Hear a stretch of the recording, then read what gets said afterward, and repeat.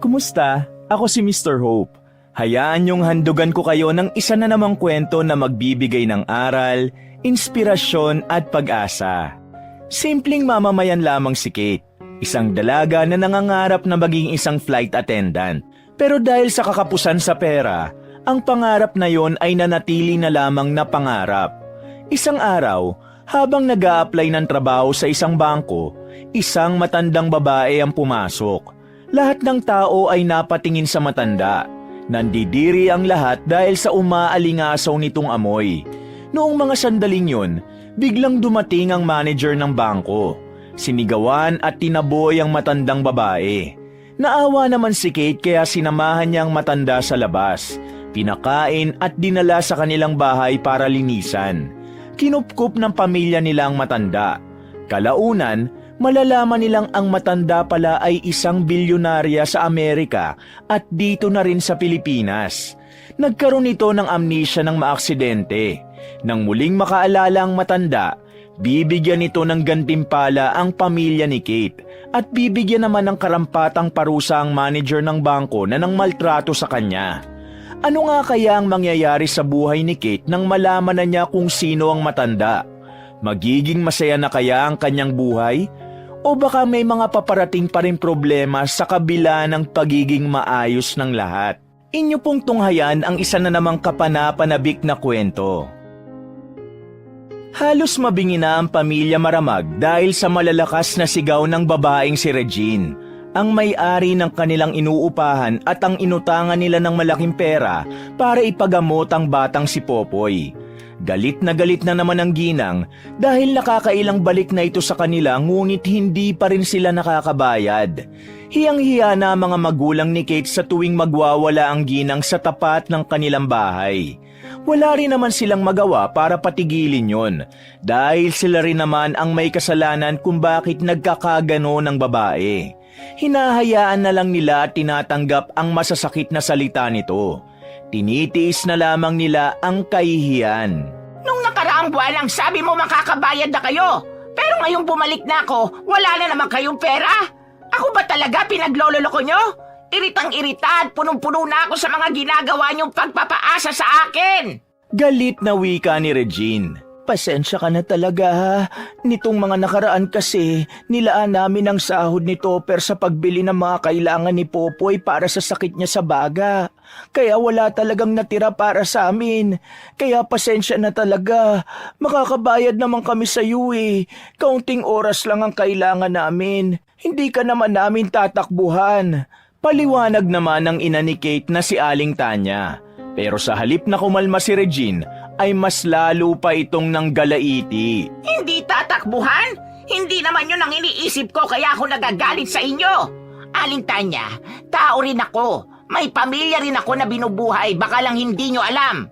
Yung pinautang ko sa inyo at yung balance nyo sa bahay, kailangan din nyo ng pamilya ko. Kaya wag mo kong paandaran ang kadramahan mo. Kung hindi kayo makakabayad, mabuti pang umalis na kayo. Hindi na natiis ni Kate ang nakikita niya kaya sumali na rin siya sa usapan. Tutal, isa rin naman siya sa gumagasto sa bahay nila bukod sa kanyang ama na tricycle driver. Ate Regine, baka naman po pwede nyo kaming bigyan pa ng isa pang pagkakataon. Pinapangako ko po na babayaran namin ng kahit kalahati muna ng utang namin. Gagawan ko po ng paraan, sabi ni Kate. At saan ka naman kukuha ng pera? Magbebenta ka ng laman? Kung sa bagay, may papatol naman sa'yo dahil maganda ka naman. Pangiinsulto ng ginang.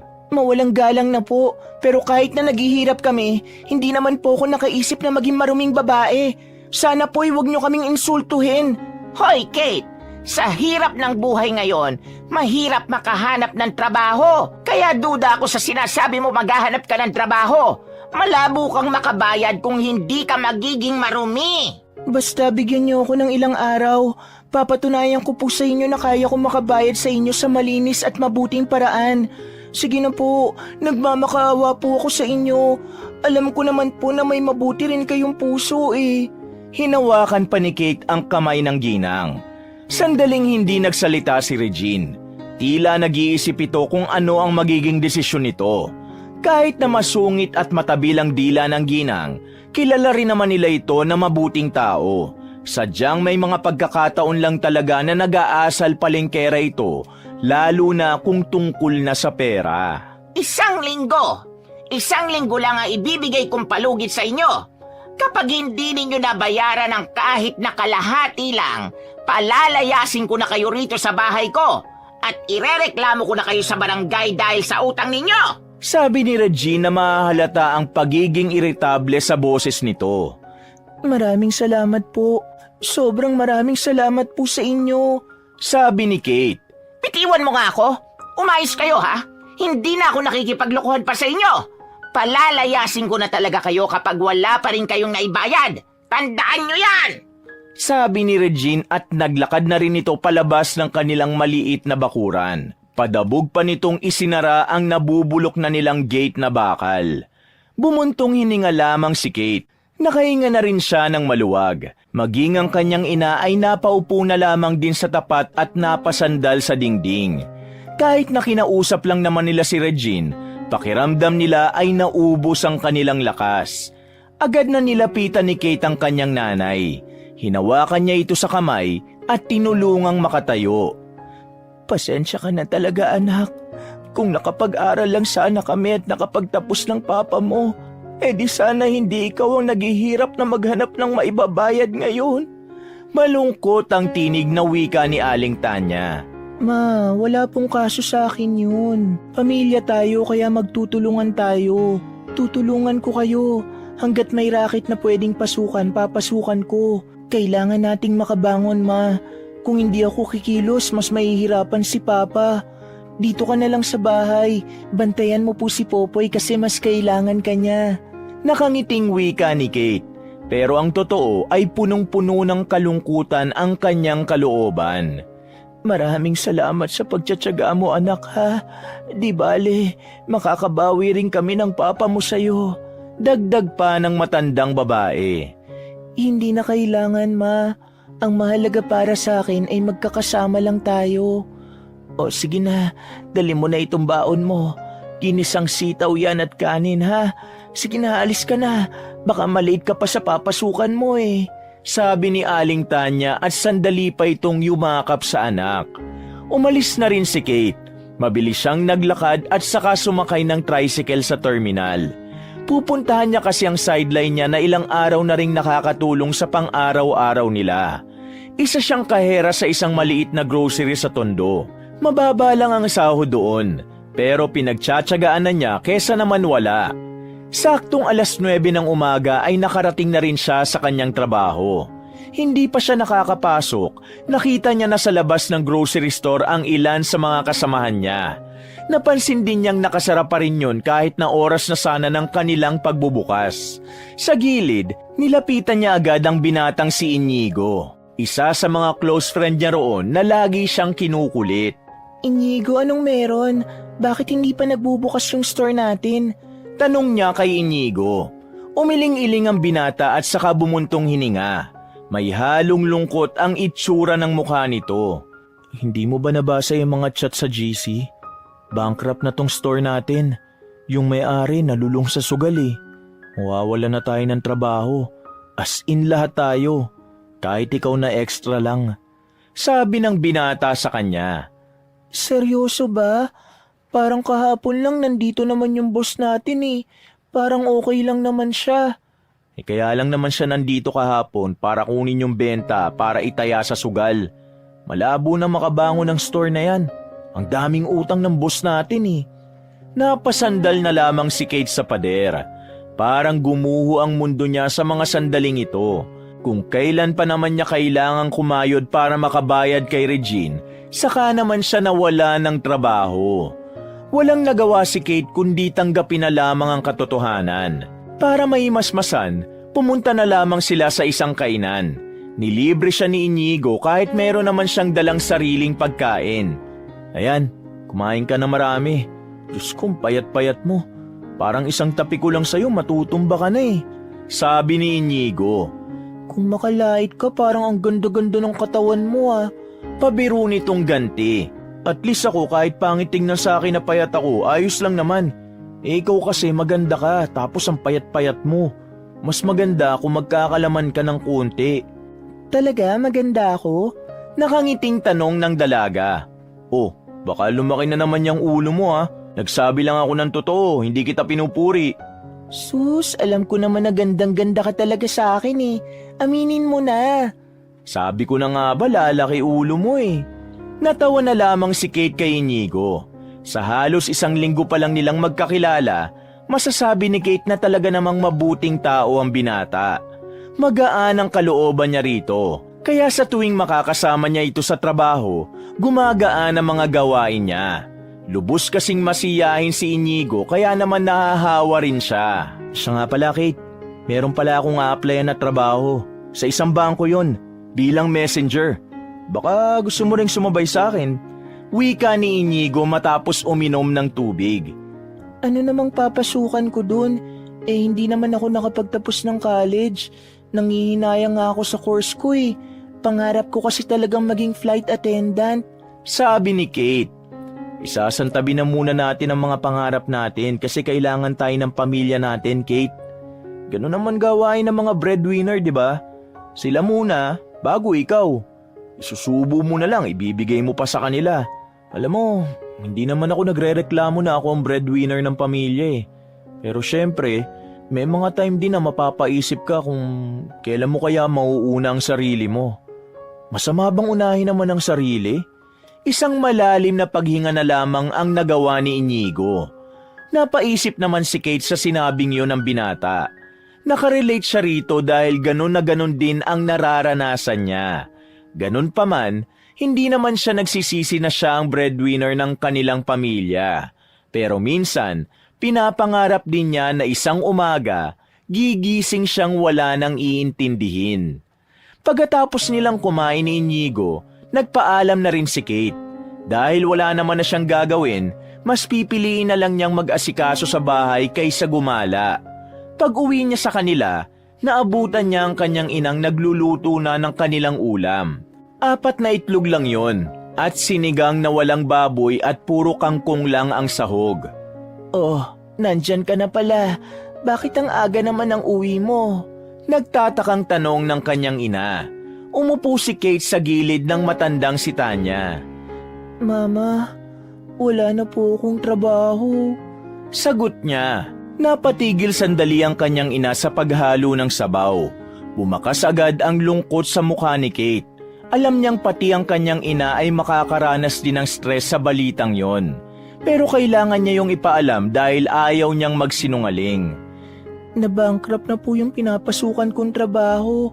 Lahat kami wala nang mapapasukan. Pero wag po kayong mag-alala, Mama. Hahanap po ulit ako ng trabaho. Sabi ni Kate. Huwag ka nang malungkot, anak. Siguro may plano ang Diyos kaya ito nangyari. Ang mabuti pa, para mabawasan ang lungkot mo, kumain na lang tayo. Mauna na raw tayo, sabi ng papa mo. Kanina dumaan siya rito, ang sabi niya marami daw tao ngayon kaya sayang ang pasahero. Paliwanag ng kanyang ina. Tumango na lang siya pero ang totoo, wala siyang ganang kumain nung umagang yon. Lumipas sa mga oras at sumapit na rin ang kinagabihan. Habang naglalabas si Kate sa kanilang maliit na bakuran, nakita niyang dumaan sa labas ang babaeng si Ameliana. Kapitbahay nila yon na nagtatrabaho bilang manager sa isang bangko sa Moraita. Tinigil ni Kate ang kanyang paglalaba. Lumabas siya ng bakuran nila at hinabol ang babae. Ate Ameliana! Sigaw niya. Agad din namang napalingon ang babae sa kanya. O bakit? Tanong ni Ameliana. Itatanong ko lang sana kung may hiring sa inyo. Gusto ko sanang pumasok. Sabi ni Kate. Palagi namang may hiring sa amin, pero wala ka mapapasukan doon dahil hindi ka naman nakapagtapos ng college. Sagot ng babae at inirapan pa si Kate. Alam naman ni Kate na mataray talaga ito kaya hindi na siya gaanong nai-intimidate. Kahit janitress lang na posisyon, okay na sa akin. Basta kailangan ko lang po talaga ng trabaho. Janitress? May hiring nga kami nun. Dun ka lang pwede.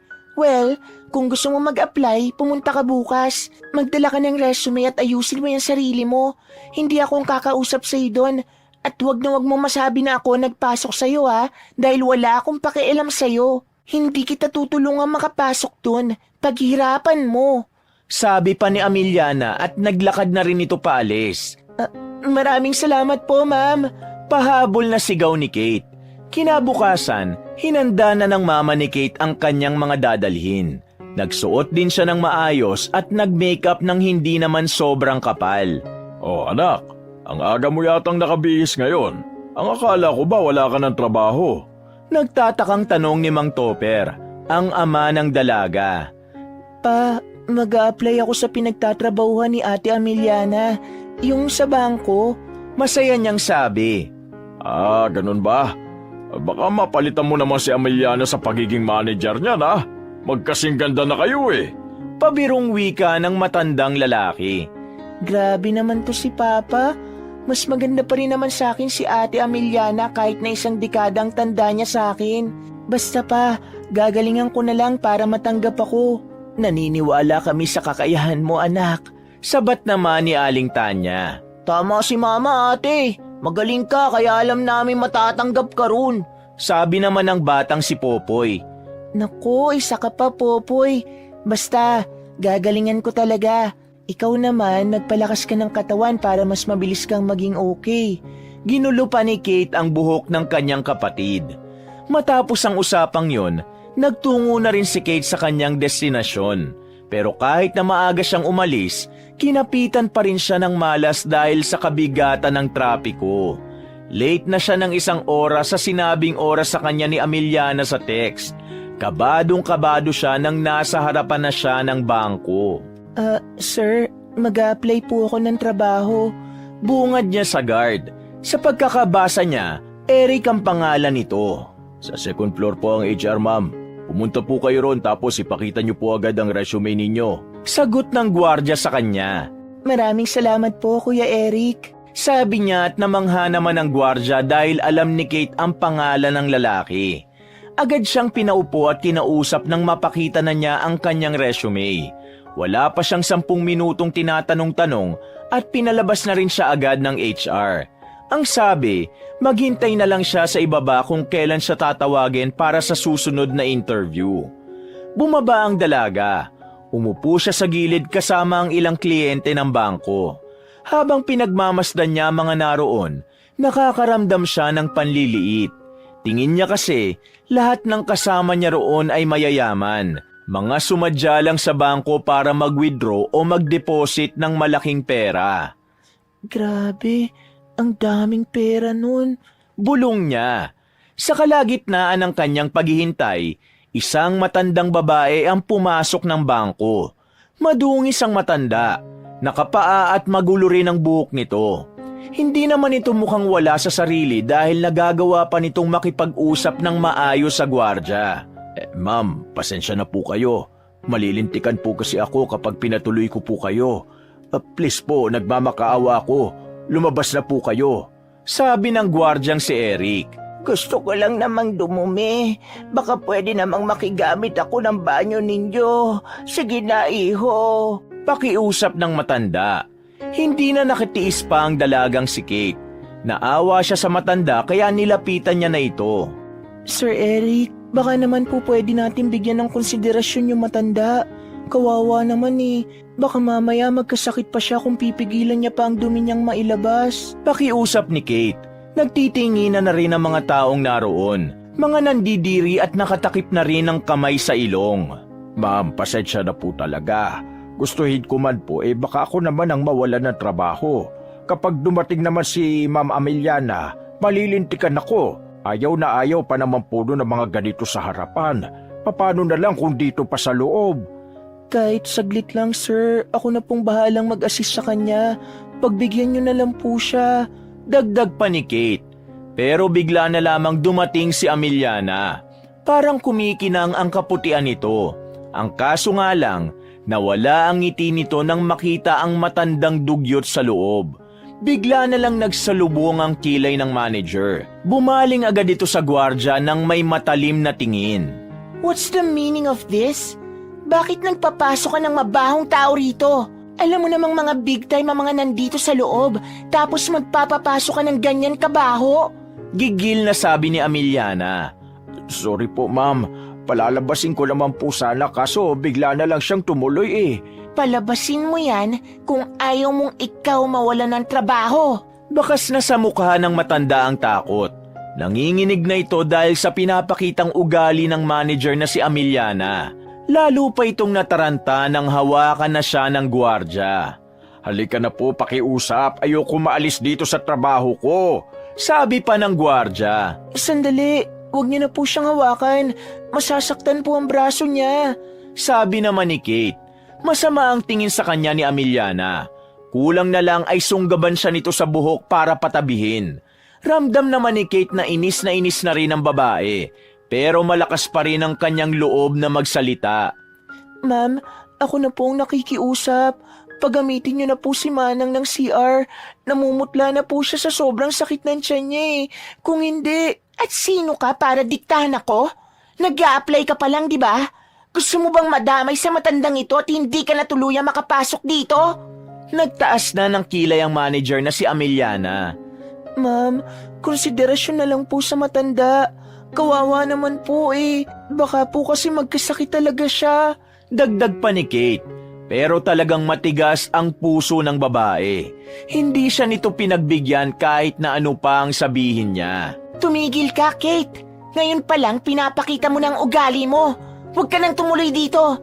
Dahil sa ginagawa mong ito, hindi na rin naman kita tatanggapin. Bakit? Mali po bang sinasabi ko? Nangangailangan lang naman po siya ng tulong. Emergency na rin po itong maituturing. Pero bakit niyo po siya tinatanggihan? Wala po ba kayong mga nanay rito? O kahit lola man lang? Tingnan niyo si Manang. Hindi ba kayo naaawa sa kanya? Nasaan ang puso niyo, ma'am? Kahit sana wag niyo na siyang tignan bilang isang malinis na tao. Tingnan niyo na lang sana siya bilang isang taong nangangailangan ng tulong. Sa sinabing ito ni Kate ay tila nakaramdam ng hiya ang manager na si Ameliana. Tumingin-tingin pa ito sa mga kliyente nila. Nagbubulong-bulungan na ang mga yon. Ma'am, wag naman po tayong malupit sa mga taong nangangailangan. Kung anong kaya nating maitulong, bakit po natin ipagkakait? Hindi mo ba naiintindihan na for employee lang ang CR dito? Hindi ka ba nag-aral ng maayos at hirap na hirap kang intindihin yun? Tanong ni Ameliana. Pero ma'am, nakapag-aral po kayo ng maayos pero bakit hindi nyo alam ang salitang konsiderasyon? Sarkastikong sagot ng dalaga na lalong kinainis ni Ameliana. Eric, please, ilabas mo ang dalawang yan dito. Ngayon na! Hindi nyo kailangan itaboy kami. Aalis kami ng kusa. Akala ko nun masungit ka lang kasi lagi kang pagod sa trabaho. Pero ngayon alam ko nang masama pala talaga ang ugali mo. Huling sabi ni Kate at saka naglakad na rin sila ng matanda palabas ng bangko. Kitang-kita naman ang pamumula ng mukha ni Ameliana. Nagpipigil lang itong sumabog ang loob niya dahil naroon ang mga kliyente nila. Manang, ayun, may fast food chain po rin sa kabila. Kaya nyo na po bang tumawid?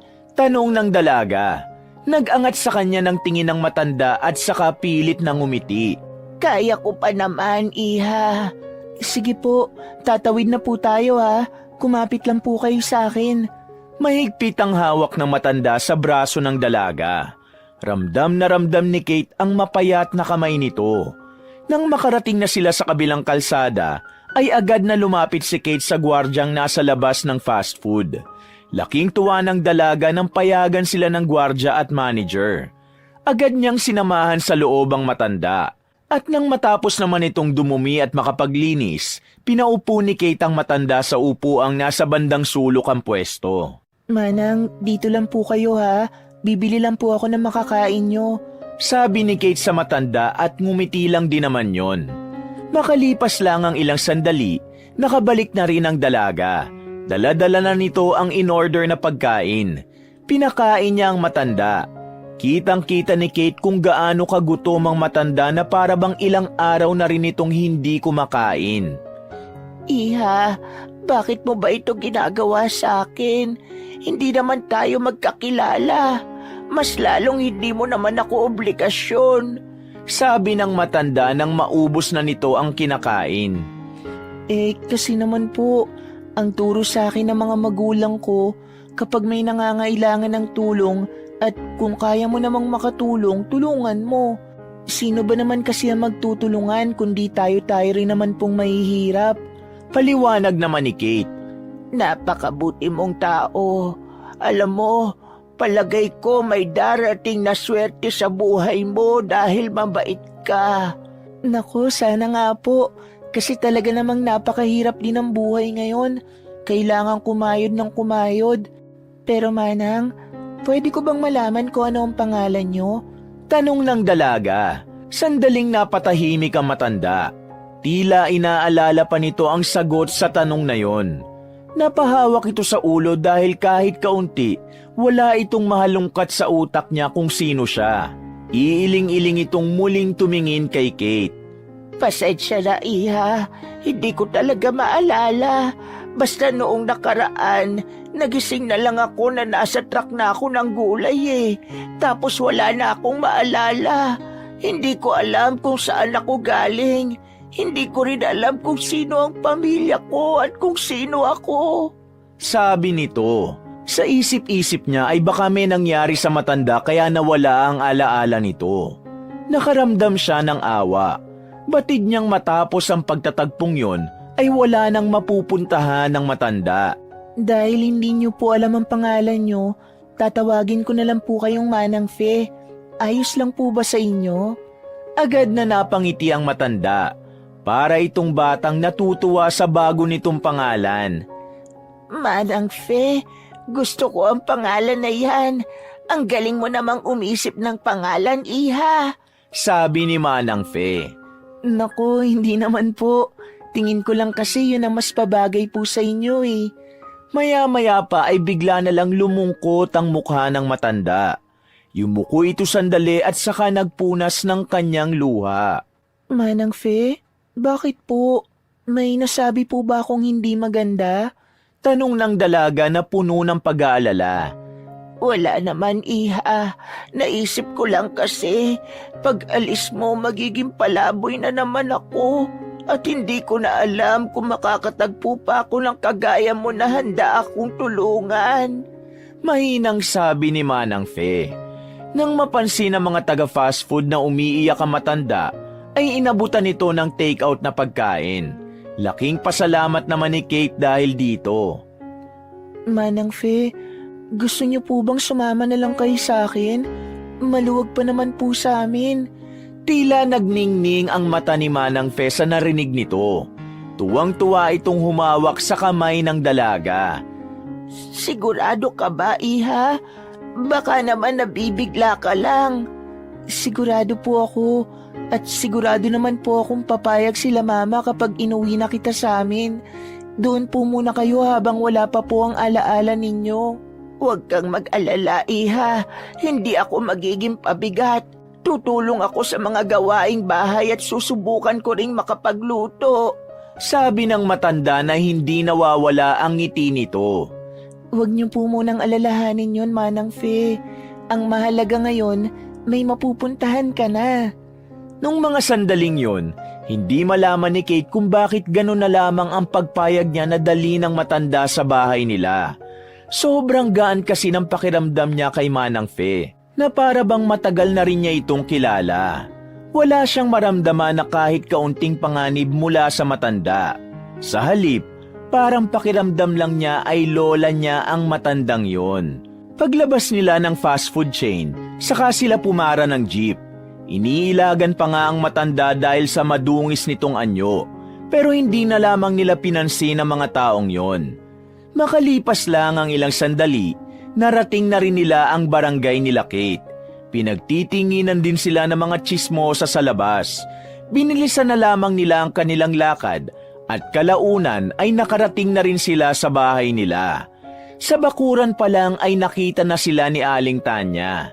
Nagtataka itong lumapit sa kanila at pabalik-balik ang tingin kay Kate at kay Manang Fe.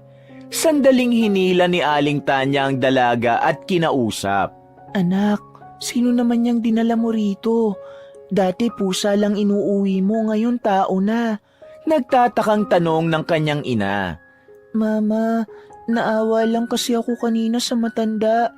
Ayaw siyang paggamitin ng banyo sa bangko, kaya tinulungan ko makapagbanyo sa iba. Tapos wala na kasi siyang mapupuntahan. Wala pa siyang maalala. Ang naisip ko, dito na muna siya sa atin pansamantala hanggang sa bumalik na ang alaala niya. Pero anak, hindi natin alam kung ano ang pagkatao ng matandang yan. Baka naman mamaya sangkot sa sindikato yan. Malalago tayo sa mga pulis. Mama naman, huwag ka nga mag-overthink. Hindi naman po siguro. At saka tignan mo, diba ang gaan din ang pakiramdam mo sa kanya? Ibig sabihin, hindi siya masamang tao. Bumuntong hininga na lamang si Aling Tanya. Wala namang kasing problema sa nanay niya kung may patitirahin silang tao. Ang iniisip lang talaga nito ay ang kanilang kaligtasan. Maya-maya pa, dinala na rin nila sa loob ang matanda. Sakto palang naroon din si Mang Topper at ang batang si Popoy. Napahinto sa mga ginagawa mga yon at nagtatakang tumingin. Topper, pwede raw bang dito muna tumira itong dala ni Kate? Nakita niya raw kasi ito sa kalsada na pag-alagala at wala naman daw maalala. Sabi ni Aling Tanya. Ha? Tanging sagot ni Topper. Papa, kahit ilang araw lang, kailangan niya lang pong makapagpahinga. Kasi baka kaya hindi bumabalik ang alaala niya dahil masyado siyang stress sa lansangan at hindi rin siya nakakakain ng maayos. Paliwanag naman ni Kate. Nagkatinginan na lamang ang kanyang ama at ina. Wala nang nagawa pa si Mang Topper kundi pumayag na lang dahil naaawa rin naman ito sa kalagayan ng matanda. Nandyan na yan eh. Alangan namang paalisin pa. Ang gusto ko lang kaayusan dito sa bahay. Yun lang naman ha. Wika ni Mang Topper. Maraming salamat sa inyong lahat. Pagpalain sana ang pamilya ninyo. Sabi naman ni Manang Fe. O sige na Kate, magbihis ka na at ako nang bahalang magpaligo rito kay Manang. Inalalayan na ni Aling Tanya ang matandang si Fe patungo sa banyo. Pagkalipas lang ng ilang minuto, lumabas na ring malinis ang matanda. Dito lamang nila nakita na parang kutis mayaman pala si Manang Fe. Kahit matanda na ito, litaw na litaw ang pagiging maganda ng balat nito. Ayan po, maganda na po kayo ulit. Sabi ni Aling Tanya sa matanda. Napangiti tuloy si Manang Fe dahil doon. Nako, maraming salamat talaga. Kung patuloyin niyo ako ay para na ninyo akong kakilala. Hindi ko alam kung papaano ako makakabawi sa inyo. Manang, hindi nyo naman po kailangan bumawi. Ito naman ginagawa namin ng walang kapalit. Mahirap lang din naman po kasi kami. Alam namin ang pakiramdam ng wala. Isa pa, matulungin lang po talaga kami sa mga nangangailangan. Yun naman po talaga ang dapat, di ba? Magtulungan para sabay-sabay tayong umunlad. Sabi naman ni Mang Topper. Tama po si Papa. Matulungin po talaga kami. Magtulungan lang po tayong lahat hanggang sa makaraos na rin tayo sa hirap. Gatong pa ni Kate. Nagtawanan na lamang sila nung mga sandaling yon at sabay-sabay na ring kumain. Pero sa kabila ng panandaliang kasiyahan na yon, muli na namang nagbalik kay Kate ang problemang dinadala niya. Kailangan niya kasi talaga ng bagong trabaho. At dahil nagalit na sa kanya si Ameliana, malabong makabalik pa siya roon. Isang malalim na buntong hininga na lamang ang napakawalan niya. Nilihim na lamang niya sa mga magulang niya ang mga nangyari. Ayaw na kasi niyang malaman ng mga yon na si Manang Fe ang dahilan kung bakit hindi siya natanggap. Kinagabihan, nagpapahinga na si Manang Fe sa sala nila, habang si Kate naman nasa tapat pa rin ng kanilang bahay. Tulala at nag-iisip kung saan siya kukuha ng pera para makabayad kay Regine. Mayroon na lamang kasi silang 6 na araw para makadiskarte ng pera. Papasok na sana si Kate nang biglang may narinig siyang sit-sit mula sa labas. Pagtingin niya roon, nakita niya ang isang babae na nakatayo sa labas. Kinabahan siya nang mapagtanto niya na yun pala ay si Ameliana. Halatang kakauwi lang din ito dahil yun pa rin ang suot ng babae nung nasa bangko pa lamang sila. Kahit kinakabahan, lumapit pa rin si Kate doon para alamin kung ano ang sasabihin sa kanya ni Ameliana. Bakit po, ma'am? Kung tungkol po ito sa nangyari kanina, hindi po ako nagsisisi. Palagay ko po ay tama lang ang ginawa kong ipagtanggol ang matanda. Mararamdaman ang paninindigan sa tinig ni Kate. I realize na mali rin ang ginawa ko. Kaya nandito ako para sabihin sa yung bumalik ka bukas. Final interview mo na. Nagulat si Kate sa sinabing yun ng babae. Hindi niya inaakalang yun ang ibubungad sa kanya. Inaasahan na kasi niyang magiging masama ang mga maririnig niya dahil napagsalitaan din niya yon. Sigurado po ba kayo, ma'am? Di po ba may mga nasabi rin ako sa inyong hindi maganda? Hindi po ba kayo galit sa akin? Nagtataka niyang tanong. Honestly, nainis naman talaga ako sa'yo. Pero napagtanto ko na hindi naman mangyayari ang lahat ng yon kung inayaan ko na lang ang matanda. Kaya bilang pagbawi, gusto kitang tanggapin sa trabaho. Bumalik ka bukas, sa parehong oras din. Harapin mo ang interview at sumagot ka na maayos ha. Kapag nagawa mo yon, tanggap ka na. Sige na, mauna na ako. Sabi ni Ameliana at naglakad na itong palayo. Napanganga na lamang si Kate. Nanibago siya sa inasal ni Ameliana. Para kasing ang bait-bait nun bigla. Kilala kasi yun sa kanila na masungit at mataray at medyo may attitude din. May lagnat ba si Ate Ameliana? O baka naman alam naman na talaga niya sa sarili niyang mali siya. Di bali na, ang mahalaga magkakatrabaho na ako. At kapag nangyari yun, mababayaran ko na agad si Ate Regine. Napapangiti na lamang niyang sabi. Masaya siyang bumalik sa loob ng kanilang bahay. Nakangiti siyang nakatulog noon. At kinabukasan, matapos makapagpaalam kay Manang Fe at sa kanyang mga magulang, mabilis siyang lumarga paalis. Habang nasa tricycle, bigla niyang nakasabay sa biyahe ang binatang si Inigo. Oh, anong ginagawa mo rito sa amin? Nagtatakang tanong ng dalaga kay Inigo. Ha? Anong sa amin? Taga rito rin naman ako. Taga rito ka rin? Bakit hindi ka naman sumasabay sa akin nung umuwi tayo? Tanong ng dalagang si Kate. Sa kabilang barangay kasi nakatira yung mama ko. Doon ako tumutuloy no nakaraan eh. Ngayon naman, dito naman ako sa papa ko. Sa madaling sabi, broken family kami. Napatango na lamang ang dalaga. Hindi na siya nagtanong pa tungkol sa pamilya ng binata dahil alam niyang malulungkot lamang si Inigo. Saan naman ang punta mo ngayon? Tanong ng dalaga nang umandar na rin ang tricycle. Start na ako sa trabaho ngayon. Yung dun sa inaplehan kong bangko. Teka, sa bangko din ako mag-a-apply ngayon eh. Saan bangko ba yan? Sinabi ni Inigo ang pangalan ng bangko. Nanlaki ang mata ni Kate nang malaman niyang iisang lugar lang pala ang pupuntahan nila.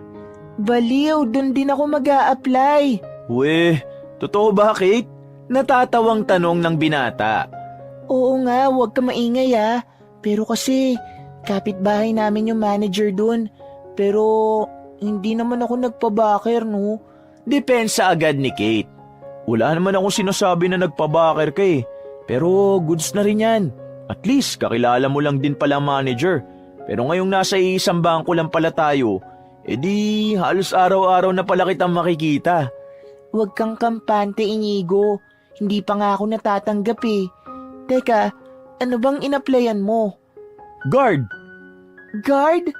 Akala ko ba messenger? Nagtatakang tanong ni Kate. Mas malaki ang kitaan sa pagiging guard eh. Nang marinig yun ni Kate, bigla siyang nag-alala na baka tinanggal na si Eric bilang gwardya.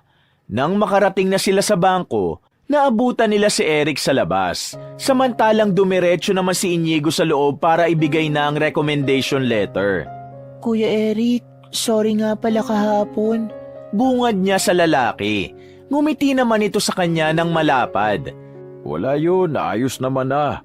Isa pa, kung ako rin naman ang nasa kalagayan mo, ganun din naman ang gagawin ko. Nakakaawa naman kasi talaga ang matanda. Pero Kuya Eric, baka natanggal ka dahil sa ginawa ko. Sabi ni Kate at napayuko na lamang dahil sa iya. Naku, hindi ah. Hindi naman ako natanggal. Napagsabihan lang naman ako. Muling napaangat ng tingin ng dalaga. Nakahinga ito ng maluwag nang malaman yun. Talaga po?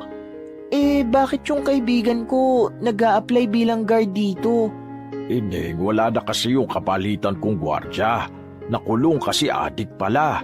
Kaya kailangan talaga ng bagong gwardya. Huwag ka na mag-alala at huwag ka nang mag-guilty. Wala ka namang kasalanan sa nangyari. Natutuwa nga ako at napakabait mong tao. Sana matanggap ka para magkaroon naman ng matino dito sa bangko na ito. Medyo hininaan lang ni Eric ang pagsasalita at sandaling napasilip sa loob. Bakit po? Wala po bang matino dito? Natatawang tanong ng dalaga. Hindi na lamang nagsalita ang gwardya at pagkatapos ng sandaling pag-uusap na yon ay nagtungo na rin si Kate sa loob. Dumiretso siya sa HR. Agad din naman siyang in-interview.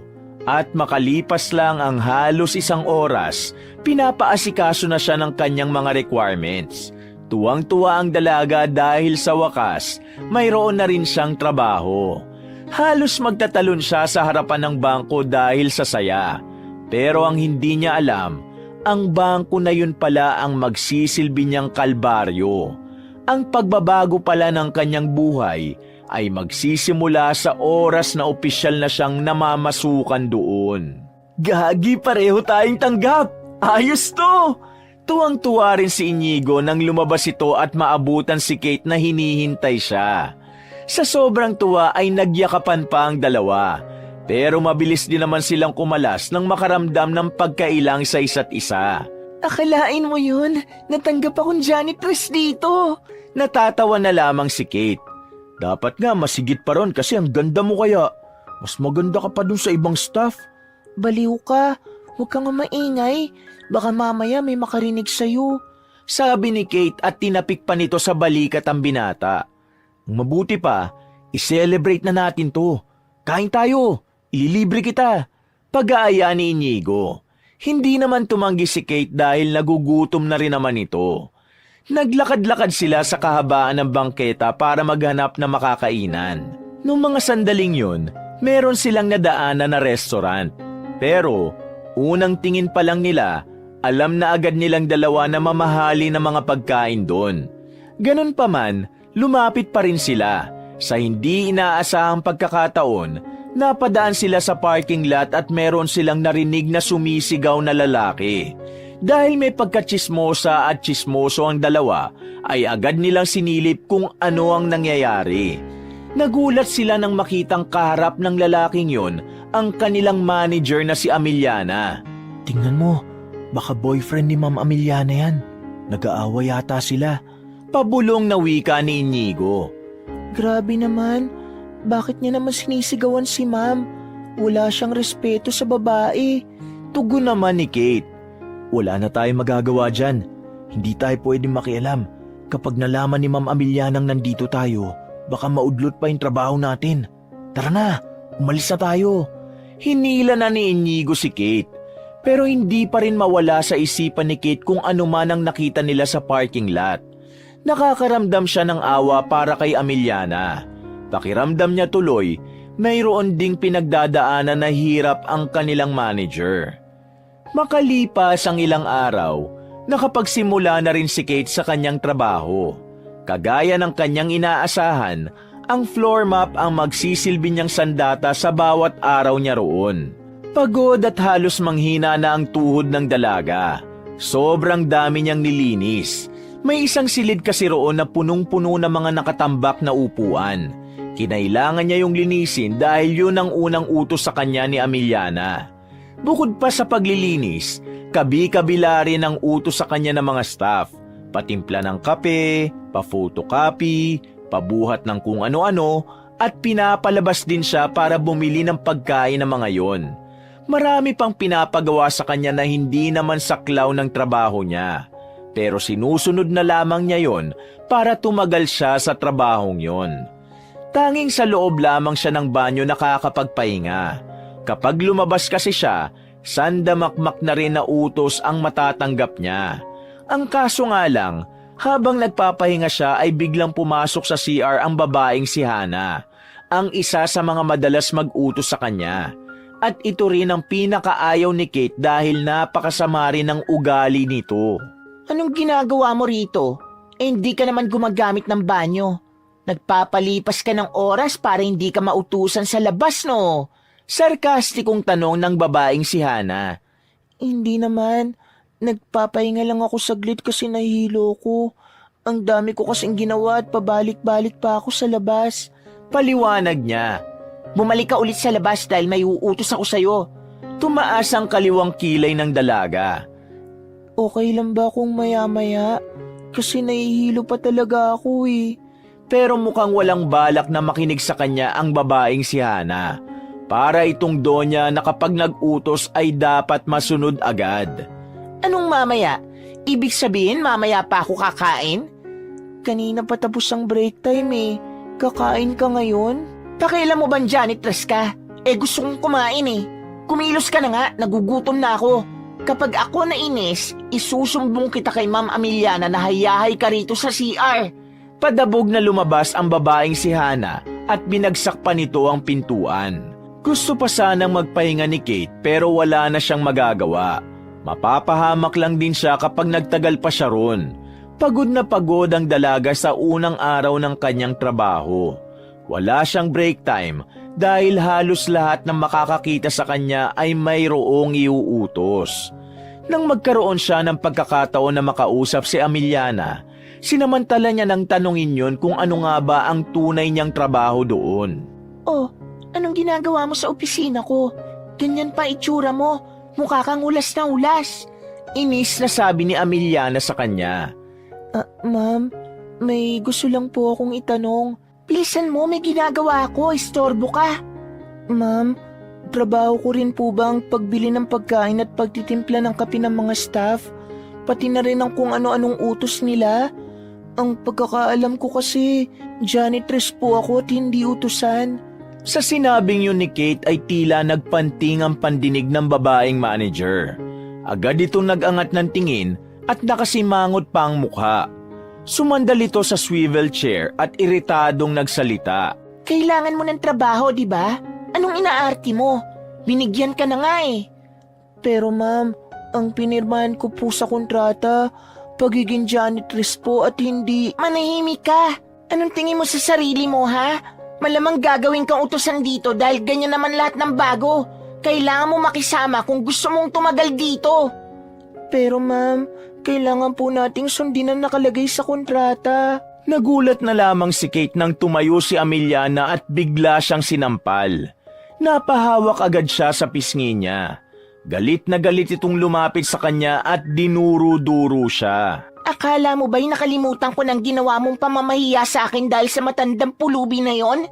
Ma'am Ameliana, akala ko po ba'y okay na tayo sa bagay na yon? Naiiyak na sabi ni Kate. Okay na? Tingin mo ako yung tipo ng taong madaling makalimot? Sinira mo ang imahe ko sa ibang client, tapos iisipin mo na okay na? Talaga bang wala kang utak, Kate? Kung ganun, bakit niyo pa ako tinanggap dito kung galit pa pala kayo sa akin?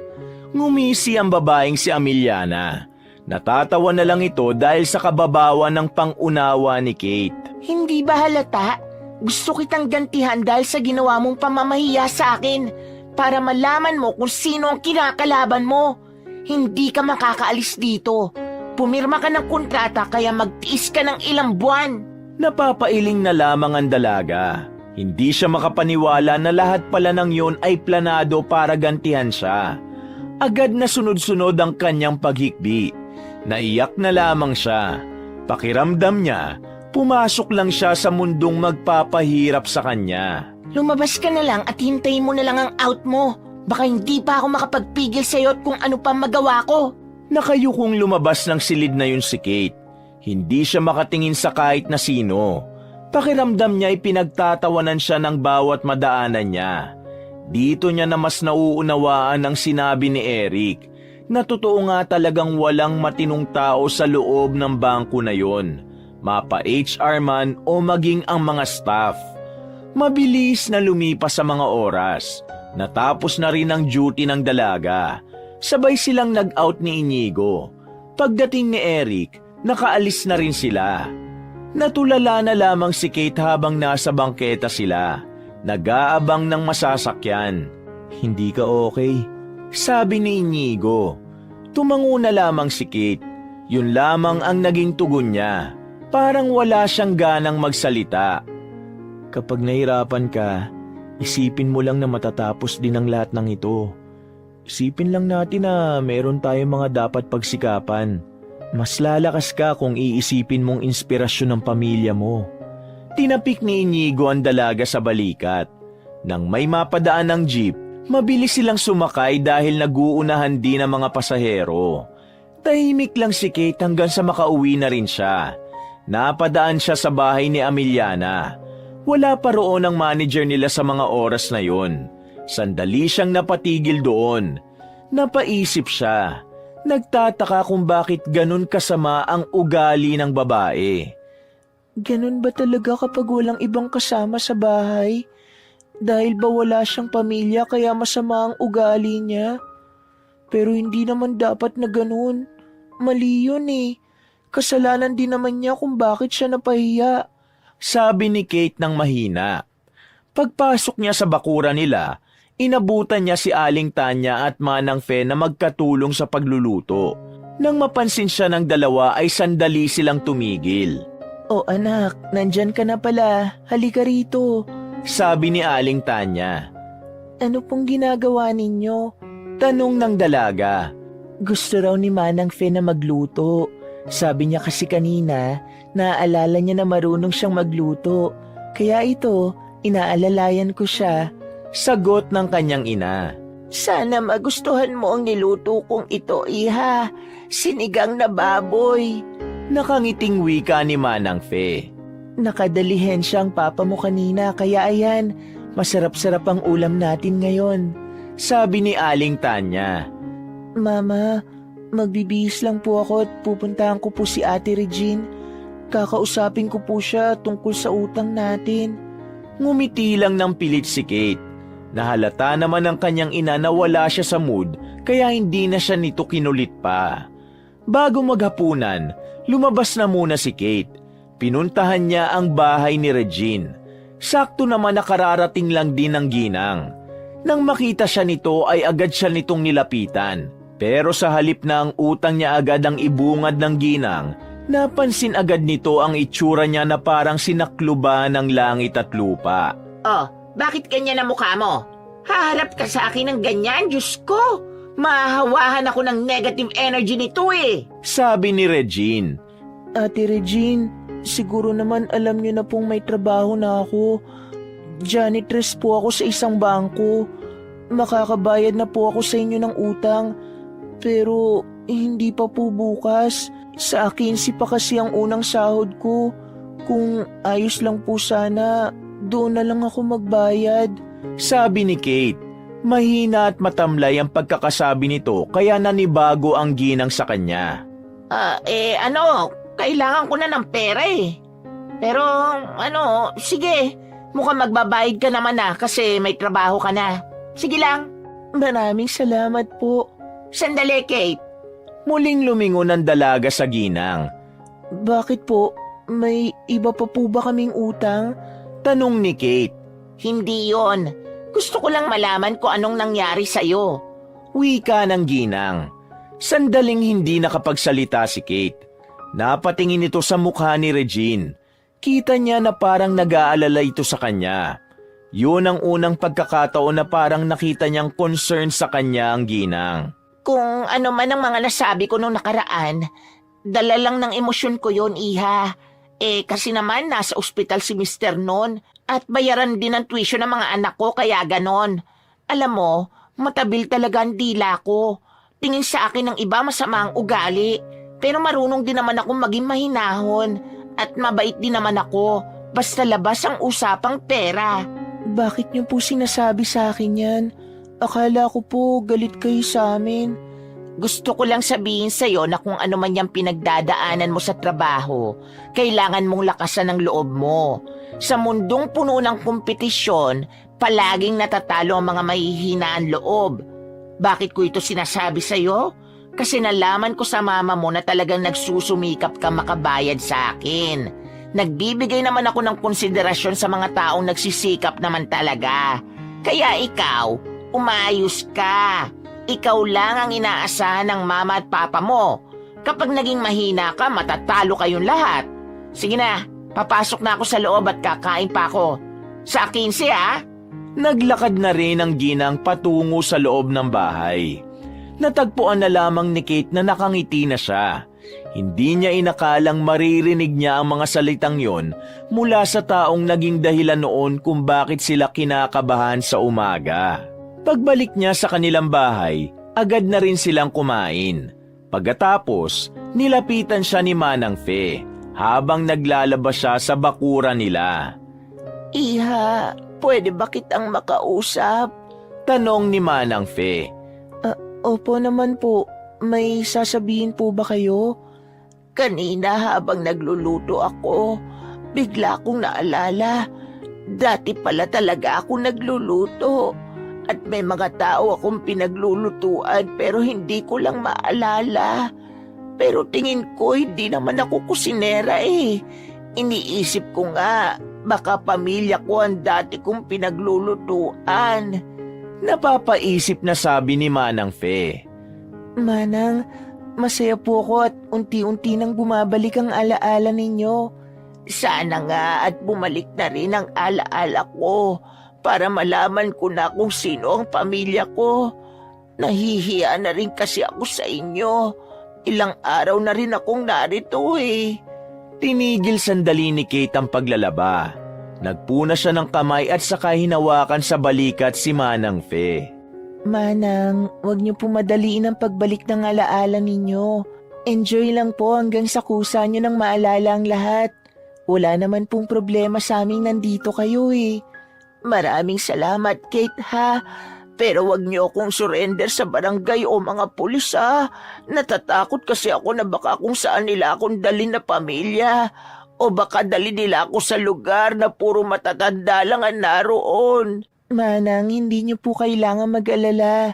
Kung ano po ang gusto niyo, yun po ang gagawin natin. Sabi pa ni Kate. Maraming salamat talaga. Ilang araw pang nakalipas, nakasahod na rin si Kate. Pero kapalit ng sahod na yon ang mas lalong paglala ng stress niya. Habang tumatagal kasi siya sa trabaho, parami ng parami ang ginagawa niya. Naririnig pa niya ngang hinihikayat ni Ameliana ang ibang nasa HR na utus-utusan si Kate. Dahil dito, parang impyerno talaga ang trabaho na kinalalagyan ng dalaga. Kahit na gusto niya nang umalis, wala naman siyang magawa. Bukod sa may kontrata sila, marami pa rin silang utang. Pero ang pinakamagandang nangyari sa lahat, nabayaran niya ang kalahati ng utang nila kay Regine. At ang natira naman, inilaan nila sa kanilang panggasto sa bahay. Sino na naman ba nagpabili niyan sa'yo? Tanong ni Inigo kay Kate nang makitang kagagaling lang sa labas ng babae. Taga-HR. Walang ganang sagot niya. Mag-break time ka muna. Ako na mag-aatid niyan. Hindi pwede, Inigo. Walang bantay dito. Ako na lang, kaya ko naman. Ayos lang naman ako. Sagot niya na may pilit ng ngiti. Pumasok na rin sa loob si Kate. Pagkatapos niyang maihatid ang biniling pagkain sa labas, babalik na sana siya sa paglilinis nang biglang dumating naman si Ameliana. Lumapit to at nakatingin ng direkta sa kanya. Pagtaas pa lang ng isa nitong kilay, ay para na siya nitong hinuhusgahan. Marunong ka bang mag-ayos? Tingnan mo nga sarili mo, para kang taga-palengke. Bungad ng manager. Nag-aayos naman po ako, ma'am. Ang kaso, sa dami ng ginagawa ko po, mabilis po talaga akong mahulas. Katwiran ng dalaga. Pinaparinggan mo ba ako? Hindi naman po. Sinasabi ko lang po ang dahilan kung bakit hindi po ako kasing ganda nyo. Ano po palang ipag-uutos nyo, ma'am? Linisin mo yung CR ng boys. Mapangina naman. At pagkatapos mo dyan, balikan mo ko. Ipapakuha ko sa iyo yung mga gamit sa kotse ko. Sabi naman ni Ameliana at agad na ring umalis. Pabulong namang nagsalita ang dalaga. Galing na siya dun sa kotse niya. Hindi pa sinabay rito para dalhin. Napakatamad talaga. Sinunod na lamang ni Kate ang utos ni Ameliana para hindi na lang din siya malintikan. Kaso habang naglilinis siya, biglang may pumasok na lalaki. Namumukhaan yun ni Kate. Ang lalaking yon ay ang lalaking nakita nilang sumisigaw kay Ameliana. Agad niyang naisip na baka boyfriend yon ng kanilang manager. Sir, naglilinis po ako rito. Kung pwede po, wag niyo po munang gamitin. Sabi ni Kate. Hindi muna ito nagsalita. Tumingin lang ito ng malagkit sa kanya. Pasimple rin itong tinitingnan ng dibdib niya. Hindi naman nakasuot ng malaswa si Kate. Sadyang kakaiba lang talaga ang kamanyaka na pinapakita ng lalaki. Naiihina kasi ako. Huwag kang mag-alala. Di ko naman dudumihan ang lilinisan mo eh. Kung wala kang tiwala, samahan mo ako sa cubicle. Sabi nito. Sir, wag naman po ganyan. Nagtatrabaho po ako na maayos dito eh. Tugon pa